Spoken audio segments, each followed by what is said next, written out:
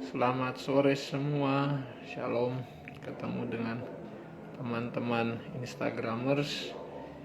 Bisa ketemu lagi dalam anugerah Tuhan. Dan izinkan saya untuk sharing sesuatu tentang apa yang Tuhan taruhkan di hati. Dan mungkin ada berapa 2-3 sampai hal yang akan saya beritahu dan saya percaya akan memberkati. Yang pertama, ada sebuah hal simpel menarik yang saya coba akan bagikan. Lukas 9 ayat 6. Saya bacakan, lalu pergilah mereka dan mereka mengelilingi segala desa sambil memberitakan Injil, menyembuhkan orang sakit di segala tempat. Nah, ada fakta menarik bahwa ketika kita dipercayakan oleh Tuhan bahwa ada sebuah tugas amanat agung ketika pergi memberitakan Injil, maka ketika kita pergi, kita harus tahu bahwa ada otoritas yang Tuhan telah berikan kepada orang percaya ketika melaksanakan amanat agung. Dan di ayat Lukas 9 ayat yang pertama berkata, maka Yesus memanggil ke-12 muridnya, lalu memberikan tenaga dan kuasa kepada mereka untuk menguasai setan-setan dan untuk menyembuhkan penyakit-penyakit. Jadi saya percaya bahwa ada satu hal yang akan mengeringi karya misi atau karya penginjilan yang akan kita lakukan, bahwa Tuhan mempercayakan kuasa dan tenaga dan kuasa kepada kita untuk menguasai setan-setan, artinya mengusir setan-setan dan menyembuhkan penyakit. Dan inilah yang dilakukan oleh murid-murid di dalam Lukas 9 ayat 6. Bahwa lalu pergilah mereka dan mereka melinggi segala desa sambil memberitakan Injil dan menyembuhkan orang sakit di segala tempat. Ini yang saya lihat dalam pelayanan saya, dan memang belum semua orang saya lihat ketika saya doakan di segala tempat mengalami kesembuhan, tapi presentasinya dari hari ke hari itu meningkat. Artinya apa? Kuasa Injil yang diberikan oleh Tuhan Yesus kepada kita ketika kita pergi, ingat, ada tanda pasti akan menyertai kita, itu kita akan menyembuhkan segala orang di segala tempat. Jadi mari di tengah-tengah pandemi justru kita mari perlihatkan kuasa kesembuhan, dan kita bisa kuasa Injil dinyatakan, dan mereka akan lebih terpana kepada Tuhan Yesus ketika mereka pun mengalami kuasa kesembuhan. Ingat, Injil diberitakan dan juga akan ada tanda-tanda yang menyertai kita adalah kuasa kesembuhan yang menyembuhkan orang sakit di segala tempat. Kemudian hal berikut, dan apakah orang Kristen teraniaya? Ya otomatis orang Kristen pasti mengalami aniaya, karena ini adalah bagian yang normal dalam kekristenan. Anda tahu bahwa ketika kita mengikuti Yesus, tidak banyak hal yang tentu kita akan alami sesuai dengan keinginan kita. Mungkin ada penganiayaan, ada penderitaan, dan itu adalah bagian otomatis yang dialami oleh gereja mula-mula. Ya, mungkin kita tidak melihat penganiayaan yang sama seperti di Afghanistan buat orang-orang percaya. Tetapi ada hal-hal yang membuat kita terhimpit, membuat kita menderita. Tapi ingat, firman Tuhan di bagian lain berkata di Alkitab bahwa Tuhan memberikan damai sejahtera. Bahkan di bagian firman Tuhan lagi di sini ada berkata, saya bacakan di dalam Lukas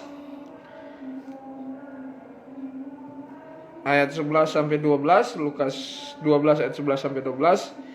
Apabila orang menghadapkan kamu kepada majelis-majelis atau kepada pemerintah-pemerintah dan penguasa-penguasa, janganlah kamu khawatir bagaimana apa yang harus kamu katakan untuk membela dirimu. Sebab pada saat itu juga Roh Kudus akan mengajar kamu apa yang harus kamu katakan.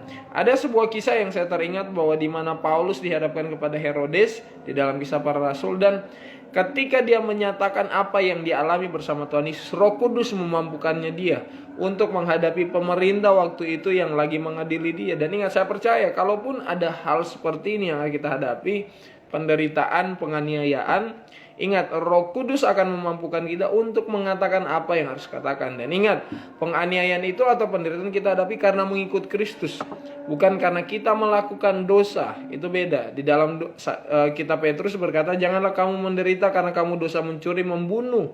Tapi kita betul-betul menderita bersama Kristus karena kita melakukan kehendak Allah.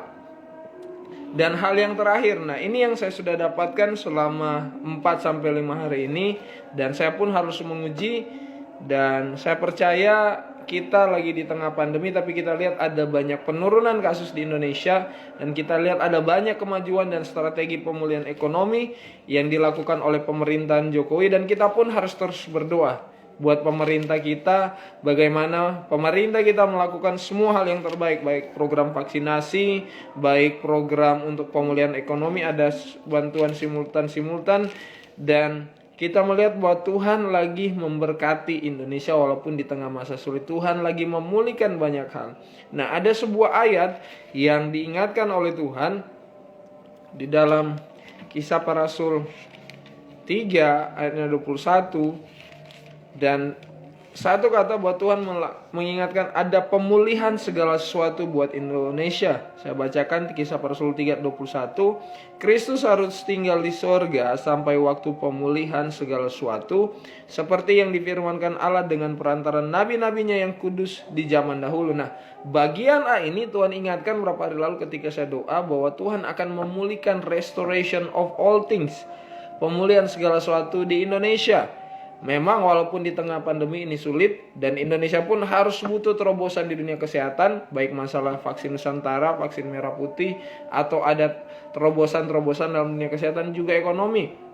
Nah, dua hal ini yang ke depan kita butuh, apalagi Indonesia butuh menjadi bangsa yang mandiri, yang tidak bergantung kepada bangsa lain, apalagi untuk bertambah hutang. Tetapi apa yang Tuhan taruhkan di hati saya bahwa bangsa Indonesia akan mengalami pemulihan dalam berbagai hal, sehingga betul-betul terjadi bahwa Tuhan betul-betul memilih bangsa ini dan Dia nyatakan kedaulatannya.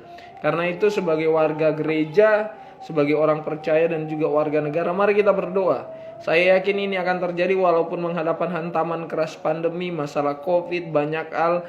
Tetapi saya percaya Tuhan memberikan pemerintah, bahkan kita sebagai rakyat Indonesia, sebagai warga negara, mari berdoa biar ada terjadi pemulihan segala sesuatu buat negara kita. Jadi jangan takut, Tuhan Yesus tetap menyertai kita. Terima kasih, Tuhan Yesus memberkati. Shalom.